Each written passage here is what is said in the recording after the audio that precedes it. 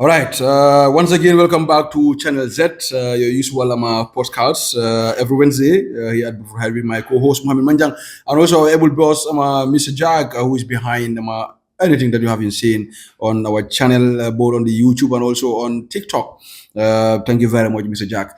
Bente ñu delluwaat fii si biir lii di Channel Z ak kii di Manjang suma co-host ak our able CEO kii di Jack nga xam ne moo yore lépp lu nga xam ne rek moom ngeen nekk di gis si TikTok bi ak YouTube bi lépp Jack moo ko nekk di jagar Mohamed ñu nuyuwaat la rek fii si biir lii di kër ji waaye tey nag dafa mel ni daal am na lu dal West Africa.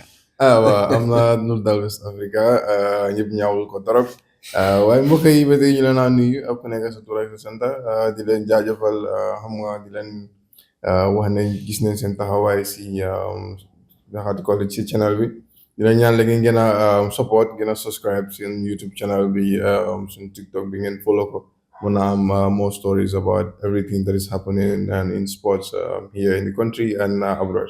All right, thank you very much, Mohamed. Li ñu njëkk a waxtaanee rek tey mooy Gambia national team bi coach Jonathan dina oo lii di team mu nga xam ne moo war a play foofu si biir lii di Sénégal test match bi on the 31st of match bi bu ñu nekk fii si biir foofu si biir lii di Sénégal benn tey bu ñu bàyyeekoo foofu tamit dañu dem xooli Morocco démba breaking news bu nga xam ne mu bàyyeekoo foofu si biir lii di CAF nag war nañ ne jël nañ trophy bi ak médaille bi yëpp war koo delloo ñii di Morocco après jox leen lii di 3 goals bu nga xam ne moom lañ duma ñi di Sénégal after 3 months bu ñu bàyyi ko foofu nañ xooli kii di Karaga moom nag wane na ne lii embarrassment la si African football dañ indi yaatal yu nga xam ne loolu la moom Karagawa bente nañ all réaction yi former Sénégalese football fédération bi kii di Augustin Senghor moom nag wane na ne trophy bi poussé wut place demul fen foofu lay des foofu si biir lii di Sénégal bente nañ dem xool tamit si lu nga xam ne jàngee nañ ko si collaboration sport si wàllum li di abandon matches loolu tamit dinañ xool sarta yu nga xam ne rek ne moom la code boobu noonu indi si section boobu noonu bente bu ñu bàyyi ko foofu tamit dinañ xool CAF appeal board bi ñan ñoo fa nekkoon ñan ñoo nekkoon si appeal board boobu noonu dinañ leen jox tur yi ak réew yu nga xam ne rek foofu lañ bàyyeekoo ñu xam ne ñoo jox lii di Morocco benn dañ xool réaction yi lii di Senegalese players yi on social media Sadio Mané Papis gis nañ ñoom ñaxate ñëpp ñi nañ ñu nga xam ne rek ne joxe nañ seen réaction si lu nga xam ne moo xew dimba foofu si biir lii di Sénégal kon nag lii mooy lu nga xam ne rek Mohamed moom lañ war a waxtaanee tey fii si biir lii di kër gi si wàllum lii di Gambia team selection bi lu des yëpp dafa nekk lu nga xam ne rek ne xew na after 3 months CAF ñu ne dañoo jox li trophy bi ñi di Morocco back.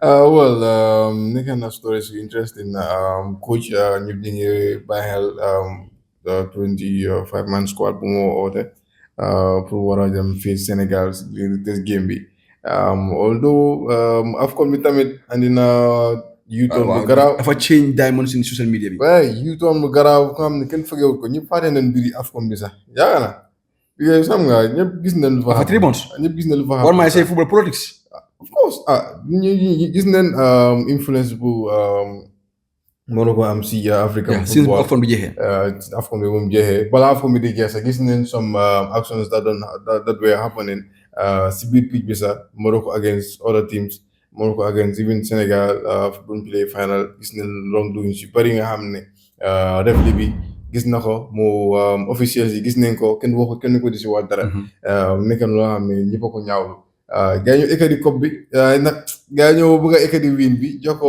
Morocco 3-0 si kaw loolu foofam am nga loolu dafa nekk loo xam ne it's going to be very very difficult pour nit mu accept. Absolutely. xam naa ne Sénégal tamit ñoom dinañ gis. dinañ jël seen measures. pour xam nga téye seen coupe bi and seen medal yi because it's a well deserved win. Absolutely. All right li ñu def rek mooy nañu ñëwee short commercial break ñu dellu si waat fii si biir lii di Channel Z ñu indi leen lépp lu nga xam ne rek moom lañ war a fan frontier fii si biir lii di plateforme bi.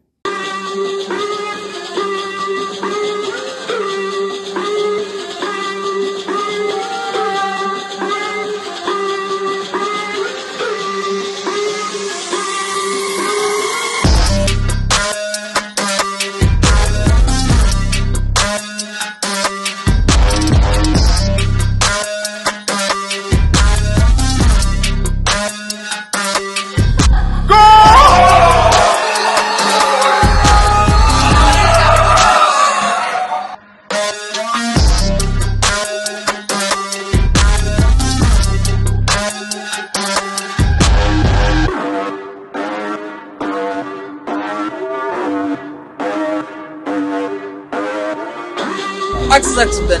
Attack your luck.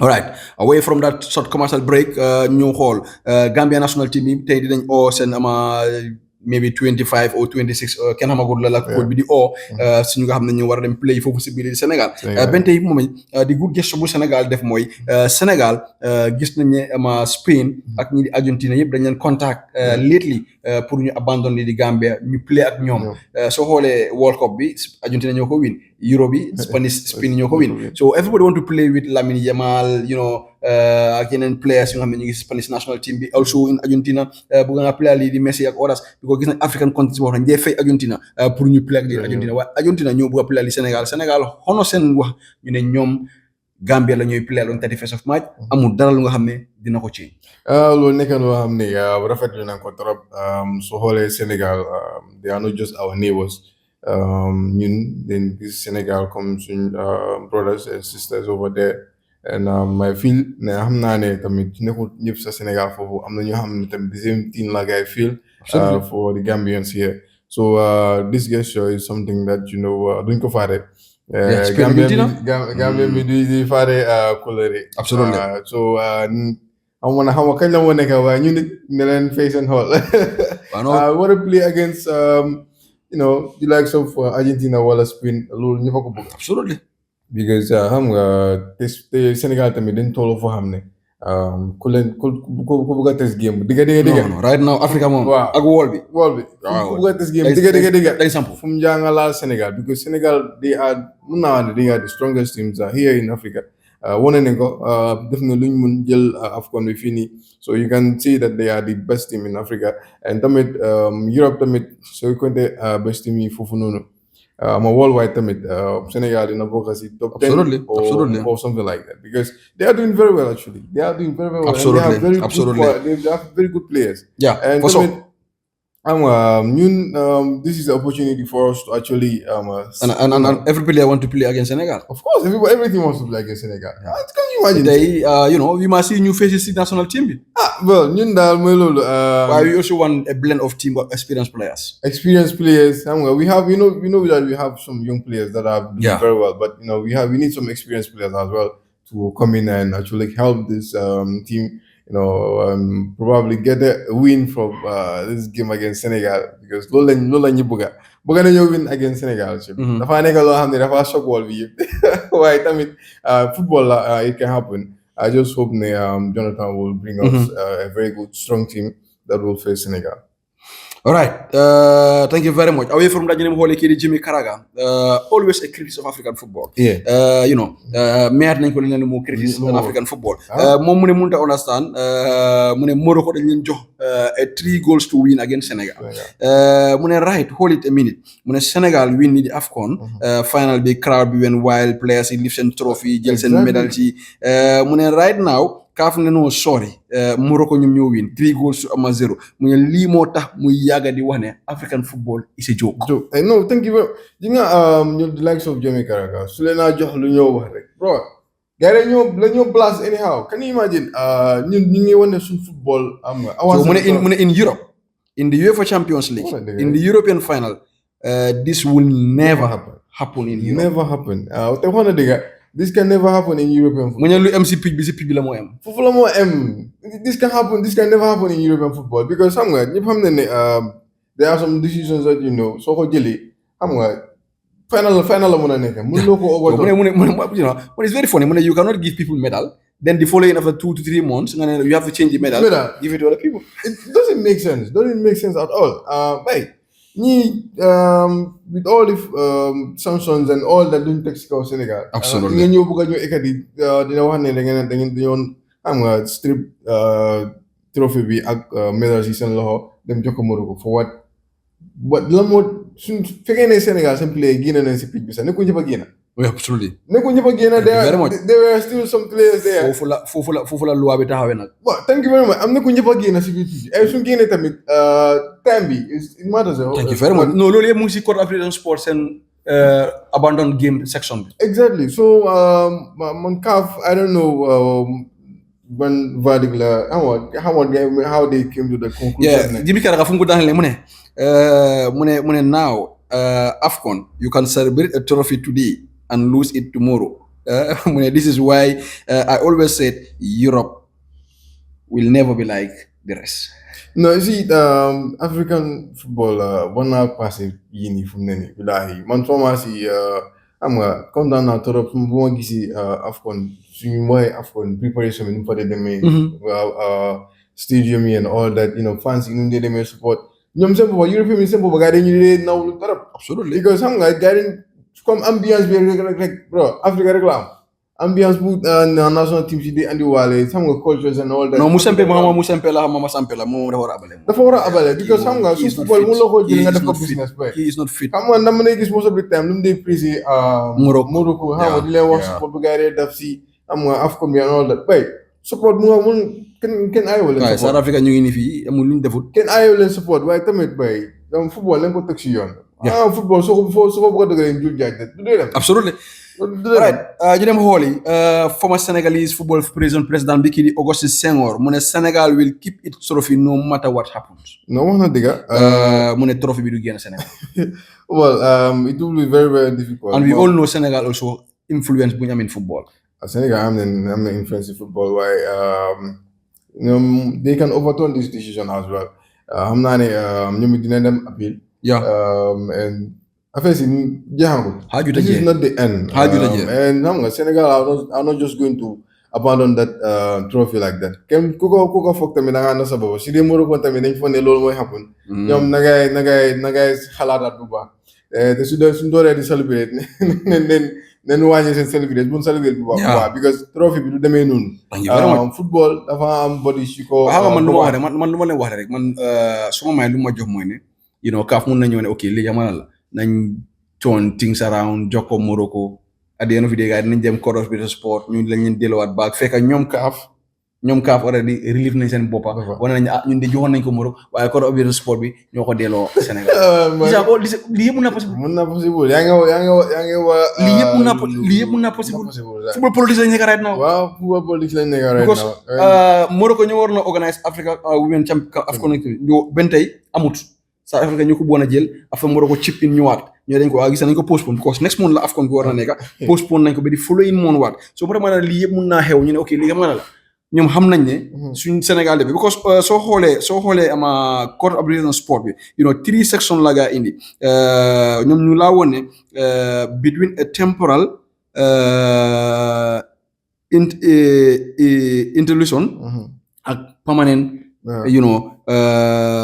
abonnement match bi nga xam ne ok xam nga léegi mun nañoo suspend mun nañu wax temporarily match bi amut nga mun nañoo ne permanently dañ boycott match bi ñu watun so léegi ñoom ñu ngi laa wone ne fii tamit ñu ngi laa wone refli bi mun naa order play pour mu resume refli bi mun naa order play pour mu ama revolt te refli bi tamit team si su fekkee ne bañ nañ ñëwuñ absolutely ñu bañ a ñëw so bente ñu ne am na feneen fu code si section bi fu mu wone ne refli bi su fekkee ne foofu na maa bi jeex na bente ñii after 5 to 15 minutes ñu decide pour dellu si waat play foofu mun nañoo play at game bi and refli bi te refli bi amul fenn fu match bi na jee so boobu tamit code of bi ñu ngi la ko explain very clear ñun even su ko foofu sax after 5 to 15 minutes ñële ñu ñëwaat match bi dafa am pour continuer.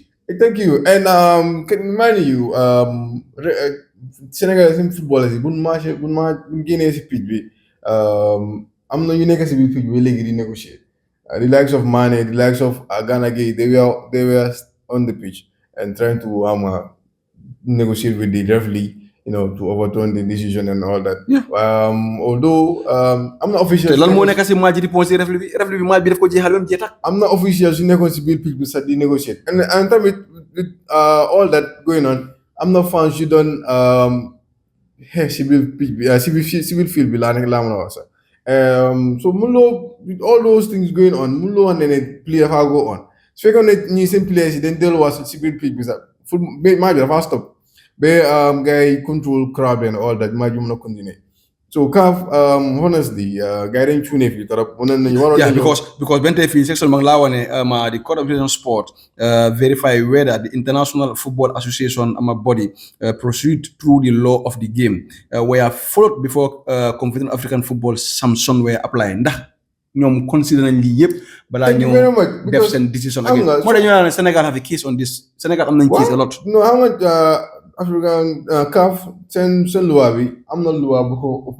yeah Comme nga am na ñoom tam am nañ seen am na loi bu nga xam ne moo ëpp ñoom seen loi bi mooy case bi nii so ñoom suñ jëlee seen décision war nañoo seetluwaat. waaw xam nga Maroc ñu appeloon Sénégal léegi ñu appelat thank you very much so xam nga waroon nañoo avoid all this appeal xam nga yeneen yi da ngay xam loo xam rek nga bàyyi mu jaala bay kon soo ko bëggee gëstuwaat rek wala nga bëgg a si andiwaat leneen xam nga lii la moo andiwaat rek dafa andi xam nga confusion dafa andi xam nga unnecessary long process la rek bu ko dafa dem corporate sport li lu yàgg la moo nekk Sénégal dañoo amee seen trophée léegi bu ko jëlee fan la kan ko jëlee kenn du koy maa ngi gis Fra mu ngi amee coupe bi maa ngi gis waa ji mu ko kool sax naan ko ne trophée bi téye ko bu mu def ne ko ne trophée bi du dem ko waa wana def Sarr ñu demee sot commencé break ñu del si waat fii si biir lii di channel ama Z ama bet with Zach right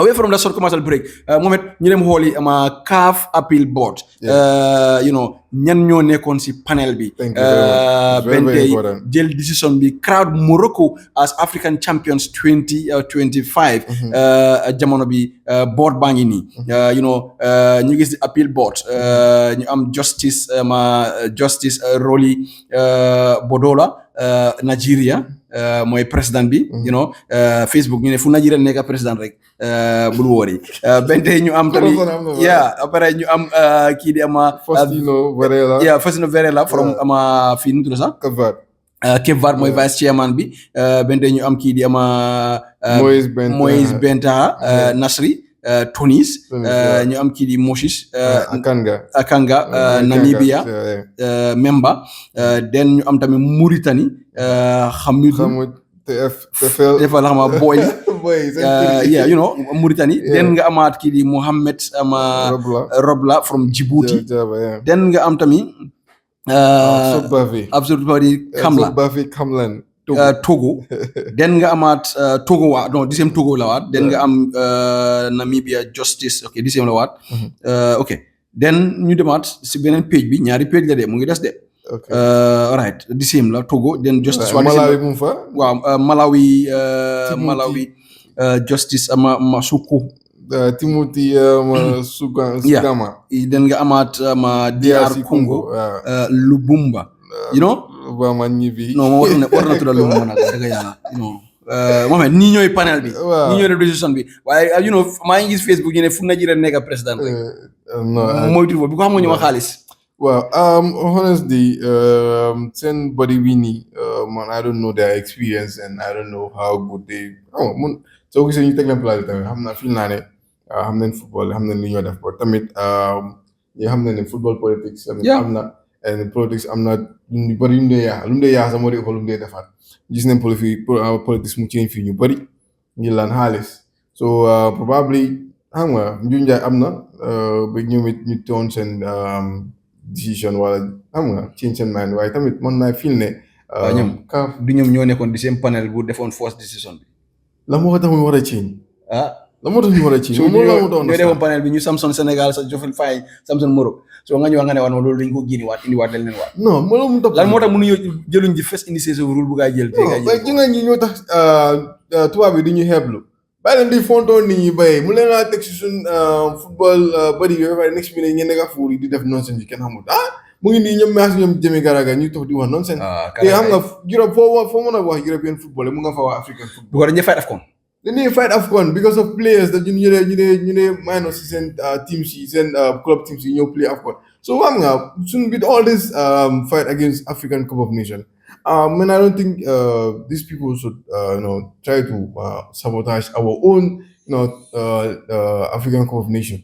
yow ñag bi sa Nigeria lu ko Morocco def. Thank you very much.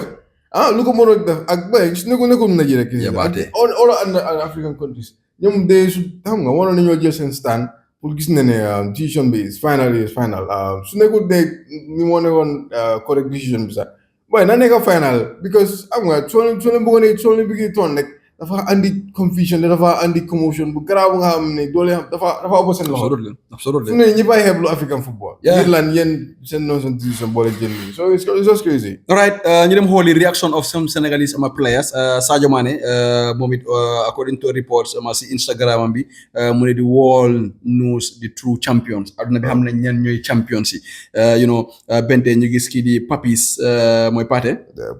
moom it dafa retaan rek. ay moo ko la doon. dafa retaan gars yi rek bàyyi leen si biir ñaxate moom it si French la binda moom it jël kobam aj ko si kobam bi ñu gis tamit beneen pila bi mooy kii nu mu tudd sax seen defender bi I think mu Diouf la waaw may Diouf tamit may gis Diouf tamit ñu gis Ismaïla Sarr moom it reetaan la def rek so moo laa woon ne xam naa dañoo ne waa kaap Diouf bu wees moom mi de xanaa beneen kay mu ne xanaa du ma yaakaar kay bii di dem de so this is problem te dafa gën a indi controversy on African football Musempe si boo xam mun na fee jaar ñaaka place am bi because su gaay jógee because recently rek ñu doon kutu pour génne ko pour indi Samuel Eto'o because amul football businessman la kii amul dara si football c'est Eto'o su ñëwee nag da ngeen gis beneen extraordinary level si African football because Eto'o dafa love African football te dafa love lu moo te ñoom UD dañ am issue ak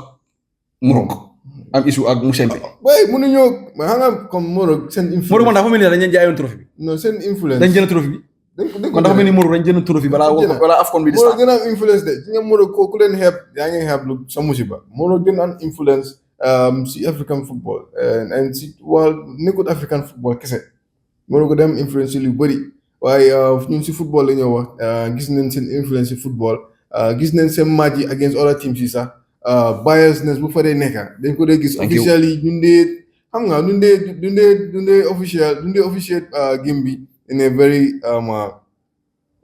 fair manner gis nañ loolu game against Senegal game against Nigeria game against Cameroon you name them bay xam nga they were the favorite even Comoro sax comme bu ndaw bi thank you very much ñu ko rek card nota ga dur ko gis nañ favoritism bu nekkoon si games yi against other teams so mën nañoo wax ne ana le CAF de ana ñu jaga yeneen médaille de waaye médaille yu gaa yore ko vidéo yi suñu gars yi Sénégal xale ñu mereen bi vidéo yi wala gars yi vidéo yi dem trophée bi daal on ta di fes gars yi ne ko génne stade bi gën a ñaawal CAF nag non ta di fes sa waay ñu bokk a celebrate yëpp mu ngi si yoon yi foofu si stade jam ñaajo alright thank you very much ñu defee sur commercial break nañ dem di board ak kii di Mohamed Bentay rek comme Karaga nu ko waxee African football is a joke Karaga mu ne African football is a joke this will never happen in the UEFA Champions League or in the Europa League or in the World Cup it can only happen in African football we are back. Finding a betting platform that really delivers is like hitting the jackpot. Literally, with ZaxBet, it's all right here on my hand. Bet with Zed. Thank you guys. Welcome to another episode with Bet with Zed here in the studios at Channel Z. First on the table we have Spurs versus Nottingham. Spurs struggling, relegation zone, relegation calling them. And they are struggling to stay with all the injuries and all that. They are really struggling, honestly. I really feel bad for them. And Nottingham are also another team that is somehow struggling. This is going to be a very interesting game. Tottenham, doing all they could to stay in the Premier League. And Nottingham, also trying to survive the Premier League. So this is going to be a very, very interesting game. Last game against Liverpool, we saw that the new coach of Spurs got his first point, which is 1 point actually. The next game is going to be against Nottingham. Hopefully he will have a 3 point from that game.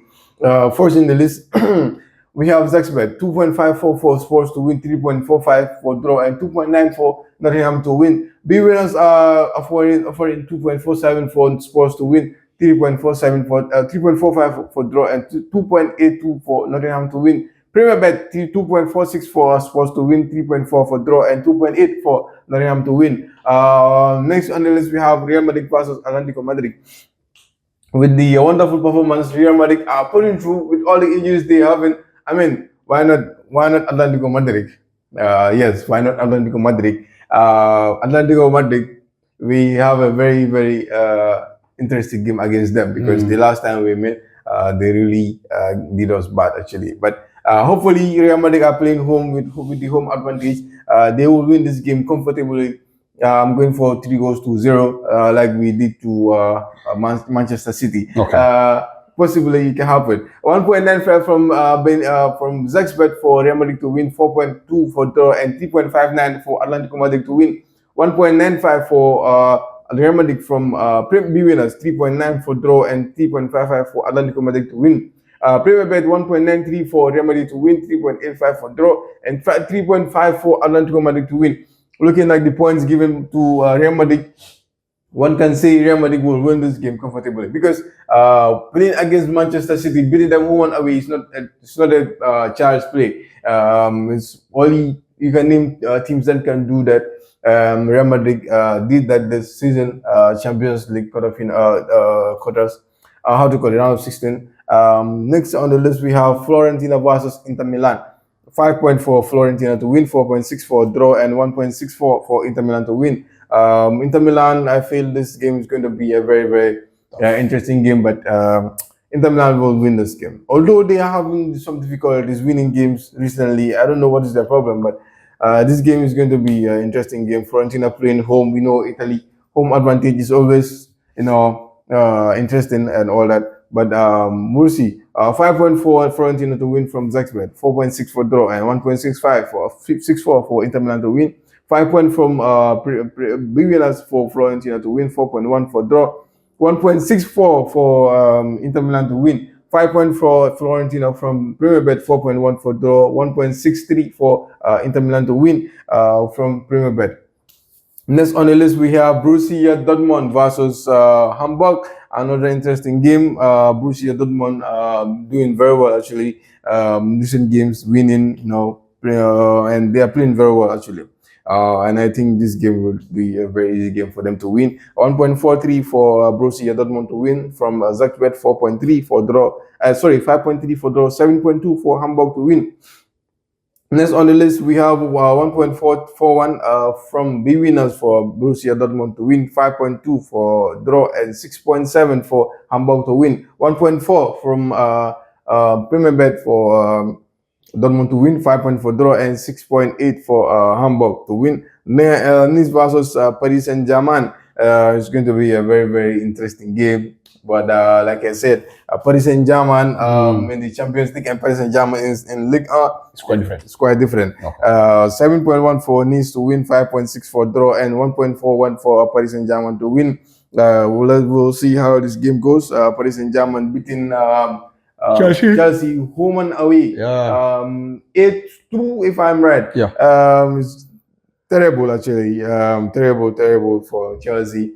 Looking at last year, they met and Chelsea won at the Club World Cup. This time around, they gave Chelsea a very, very nasty defeat. 7 points for Nice to win from B winners, 5.5 for draw, and 1.38 for Paris Saint-Germain to win. 7 points for Nice to win, 5.4 for draw, and 1.37 for Nice to win. Guys, this past weekend it has not been very, very good for our guys out there. We have seen crazy defeats, big teams losing and all that.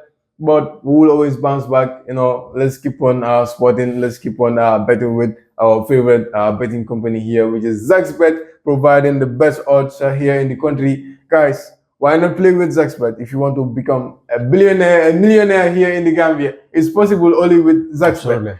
Mind you, last week we had a female that won 300,000. Wow.